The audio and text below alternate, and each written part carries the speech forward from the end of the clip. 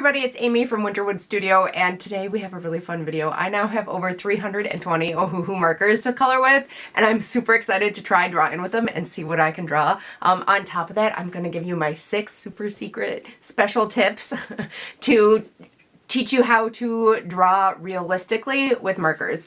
Some of these I haven't really seen anybody else talking about, so hopefully it helps you out. I will also say that if you are a watercolorist, a lot of these tips apply to you as well. So come on in, get yourself something cozy to drink, and let's chat for a little bit. So today's video is sponsored by Ohuhu. They were kind enough to send me this set of 104 Ohuhu markers. So now with this set, plus the pastel set they sent me, the mid-tone set they sent me, and then their base 120 set, I had 320 markers. But I like Ohuhu markers so much that I went out and I bought the portrait set. I think it was a set of 24 skin colors as well. They didn't buy those or give those to me. I bought those myself because I liked them so much and I wanted those colors and I didn't want to wait for another video. So I actually think I might have closer to 340 because there's a couple of duplicates in there. You can find all the markers used down below, and on top of that, they were super nice and gave us a 10% off discount code, Northwoods Art 10. And if you use that, you can get 10% off your purchase from them. But I'm really excited. We're going to be drawing a snow leopard with them today. Well, I give you my top 6 super secret tips for working with alcohol markers. Okay, so tip number 1, much like in watercolor, I always work from light to dark. I came to markers as a watercolor artist. That is what I am used to using. I did watercolor for quite a while before I tried alcohol markers. And I work in alcohol markers in a very similar way. I always go light to dark. So I'll start, like, let's say we're doing this snow leopard. I will put in alcohol marker washes, for a better lack of a word, in the light colors and gradually build up the tone and the shadows and the dark areas. Just like in watercolor, well, even more so than in watercolor, you cannot remove the dark. Alcohol markers are very staining. If you put something too dark, that's pretty much it. You're out of luck. So it is definitely the best idea to work from light to dark to give yourself time to slowly build up those tones so that you don't end up ruining your piece by going too dark too quickly. And along with that comes tip number 2, which is to work in layers. So let's say you have your box here. Layer 1, layer 2, layer 3. And normally I would let this dry a little. Hopefully, let's test it. It's all right. Layer 1. Then we'll do layer 2. And then we'll do layer 3. So you can see there's subtle variations in color there, but you can build markers like you would watercolor. Again, just like watercolor, I work in layers, starting, with the lightest and working up to the dark. If you want to do any blending with your markers, it's best to do that while they are still saturated. The paper is still saturated. If you're trying to blend 2 colors together, you want your paper fully saturated so your colors can mix together a little bit on the paper. If the paper is saturated enough, you can blend pretty much anything. You just keep going over it with the 2 colors of ink until it's fully saturated and they mix together. Then, once you let that layer dry, you can move on to a next layer. It may lift the color a little bit, but not much. And it doesn't blend much with the layers that are already dry either. So, like I said, if you're trying to blend colors while they're wet, make sure it's fully saturated, because once it's dry, you cannot do much blending. So areas where you want to blend in one step, you want to plan that ahead. Make sure that you know where you're going to do that. Have your colors already out and ready so you're not testing colors and scrambling to find that second color and then get to blending. Okay, so tip number 2. No, we're not on 2. We're on 3. Tip number 3. You're going to want to pay attention to where you're using your warm and cool colors. And now we're getting into the tips that I think are a little bit more secret-y. This is like, if you were doing a color theory class, this would be like color theory 202 or 102. It would be like the 2nd level class. So when you're working on a piece, one of the things that makes it artistic is your choice of colors. This is something like, you know, a photo can't do. Where do you use what color? So one thing that I like to do that makes the piece I'm working on really realistic, especially like for animals, but also still have a little bit of that arty feel, is using cool colors in the shadows and warm colors in areas where the sun would be hitting. And I don't just mean your super, you know, your super realistic colors. Like if you have a shadow, it doesn't have to be like gray or blue. You could have like a dark, cool bluey green. You could have a dark, cool, like a magenta blue. You want to spice it up by adding a little bit of colors. I don't know how far I got in this piece. I'm filming this like voiceover part a little bit ahead, so I don't know how much I'm gonna do of that in this piece. Although I'm gonna pop in my watercolor of the swan that I did. I think it was a few months ago now. That's a really good example of using cool in the shadow side and warm in the sunlight. It's very noticeable on the swan. The swan's feathers were white, but you can see that in the sunlight I have peachy tones, yellowy tones, even a little bit of a pinky tone, whereas on the cool side we see, you know, pale blues, pale purples, pale even like greenish blues, and that's one way you can make a piece look artistic, and not just a photocopy of a photo. You know, cameras can already do that, so we as artists have to find those hidden colors and bring them out and show other people who maybe aren't artists what we see.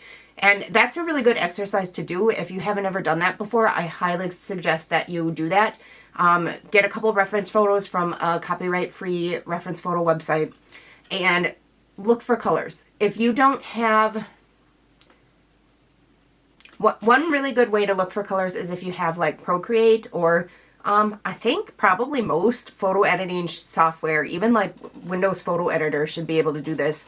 If there is a color picker in your software, you want to isolate a color on that shadow side, pick it, scribble a little bit of it on the margin of the photo, and then you can punch it up, find that exact color.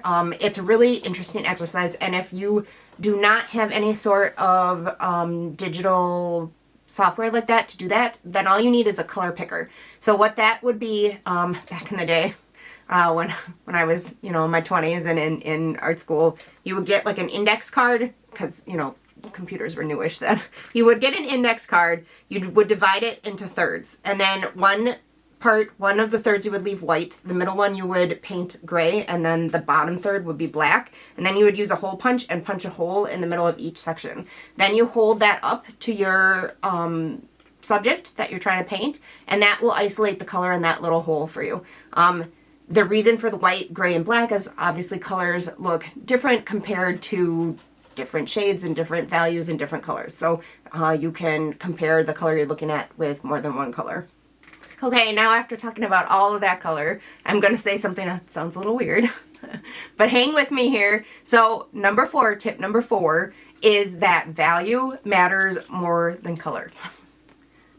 Okay, so even with 320 markers, like sometimes there's going to be a shade that you want that you just don't have. And you can't mix it, really. We'll talk about that in a minute.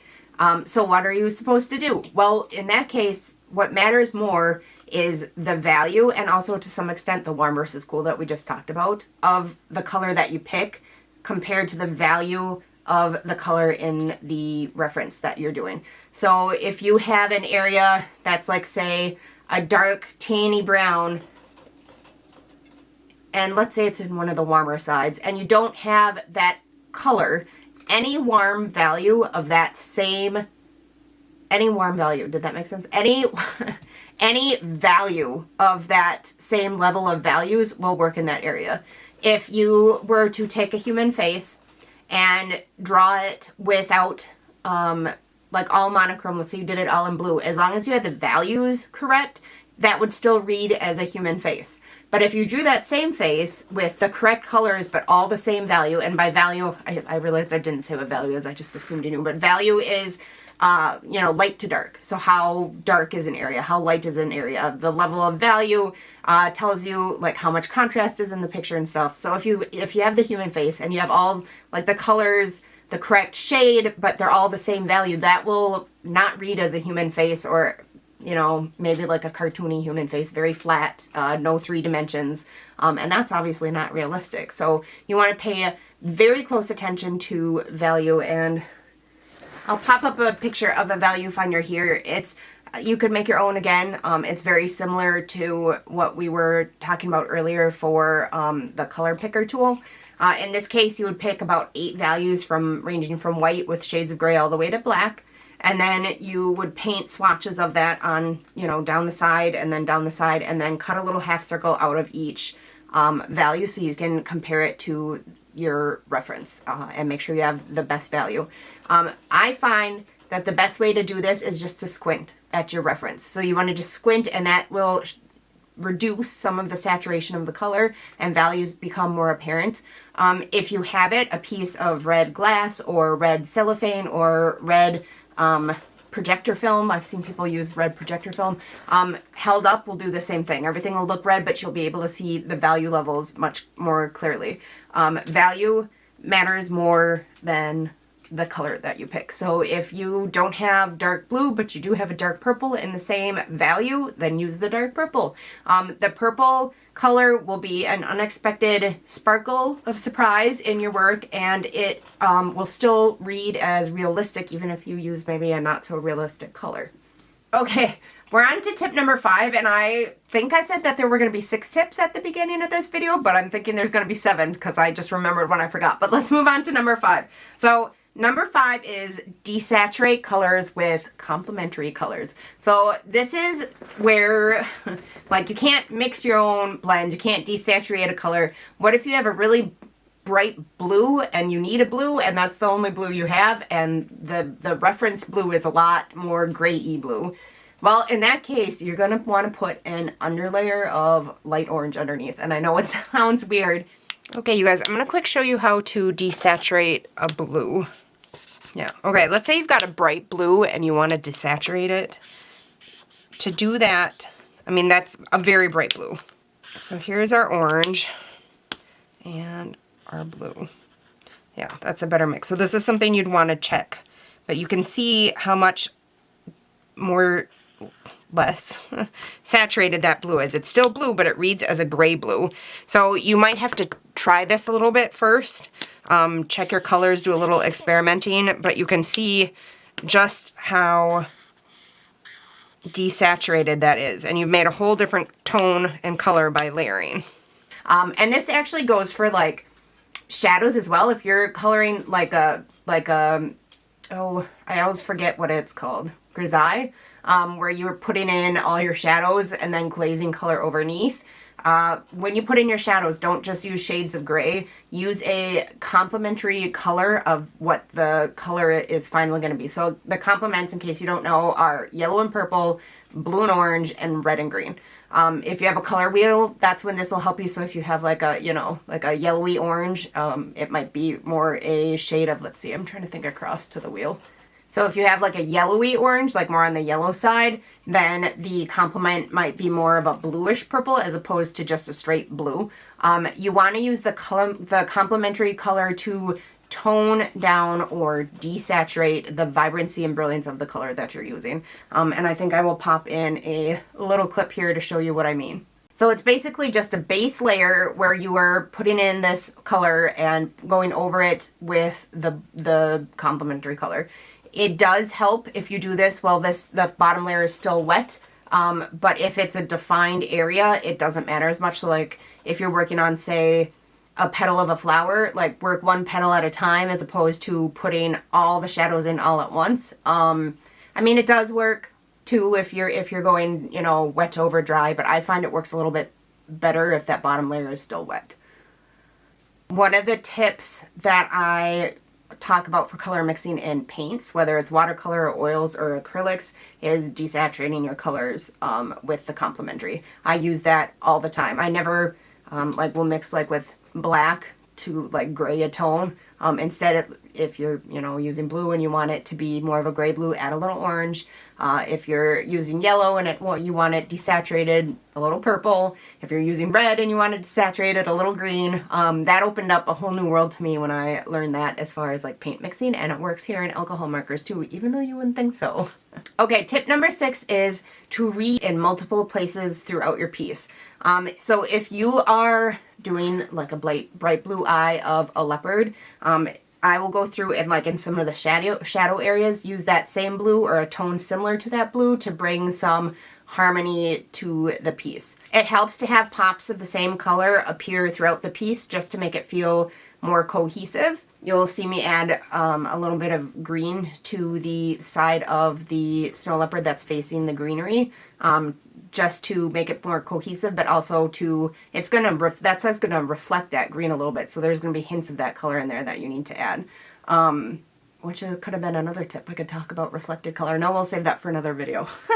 Like if you, early on, I did a watercolor of, it was like a green forest with red and white mushrooms, but then I put a purple dragon in it, and it was just too many bright colors with no color harmony. Like I should have, dropped a little of the red of the mushrooms into the dragon, and maybe a little purple of the dragon into the shadows of the mushrooms and the leaf litter or the green leaves. Like I didn't put the different colors throughout the piece, so it just seemed really startling and uncomfortable. And to ease that and make a piece easier to look at, it's better to repeat colors throughout the piece. So we're getting a little into composition here too. I've been thinking about doing like a whole little course on my website, like one about composition and one about color theory, because I've had people asking for it, but again, those videos don't do great on here compared to my other videos. So if you'd be interested, I even was thinking of doing like the complete introduction to mixed media painting or the complete introduction to non-toxic oil painting, and doing like a little course on my website. So like the color theory one and maybe the composition one would be like $30, maybe $35, somewhere in there. And like the complete introduction to whichever medium I was doing, maybe $65. I don't know if anybody would be interested in that. It'd be a big project, especially the bigger videos. I'm imagining there'd be hours of footage with that. And then like handouts to write and charts to make. And it seems kind of like a fun project, but I don't know if anybody would be interested in it. So if you were, drop that down below and let me know. Where were we? Okay, I kind of got distracted there. I'm not sure. I think I was on number 7, which is that the strokes of your marker should follow the direction of the form. And as I was thinking of this, I was thinking specifically of like the fur in this picture. Even in the ears where it's really light and I'm putting light colored, I'm still gonna put the strokes in the direction that the fur is growing. You think it doesn't matter, especially if you're gonna do layers of colored pencil on top, but it does matter. If you put the strokes going one way and then come in with the fur texture going the other way, it's gonna look a little weird. You might not be able to exactly put your finger on why it looks weird, but you'll know it looks weird. And other people looking at it will know it looks weird. So even with marker, when you're doing like fur, or like if you're doing like, a sphere, you want the lines of the marker to curve in the curvature that the sphere would curve in. That is a lot of hand movements. But you know what I mean? Because it does help build volume to the form and make it look more realistic. Even if you think, well, this is just a flat layer of marker, it doesn't really matter. It does. It does help. Even if you're not blending other colors over it, it helps. So make sure you keep that in mind, especially when you're doing fur, or if you're trying to build like a 3D looking object. Use your marker strokes to go in the direction of the form of the object that you are coloring. Okay, so I guess I have a bonus tip here, and I forgot to talk about this in the video, but you saw me switching back and forth between colored pencil and alcohol marker. That's because the colorless blender, or really any alcohol marker, the alcohol in it will blend out colored pencil and help you get more layers than you would otherwise. It brings back the tooth a little, it absorbs and spreads that wax of the colored pencil a little bit. But it also can be used to soften the line, like if it looks too harsh or too sharp. The alcohol marker can be used to soften the line. Lots of times I'll do a layer of colored pencil and then glaze over the whole thing with a light color of alcohol marker, like a warm if I want to warm it up, or a cool if I want to cool things down. It's actually really helpful. And you can also get layers of white gel pen that I'm using here on top of colored pencil by softening out that colored pencil with the alcohol blender a little bit for that as well. So that works good too. Okay, you guys, I think that's done. It's time for the tape peel now. This is always my favorite part.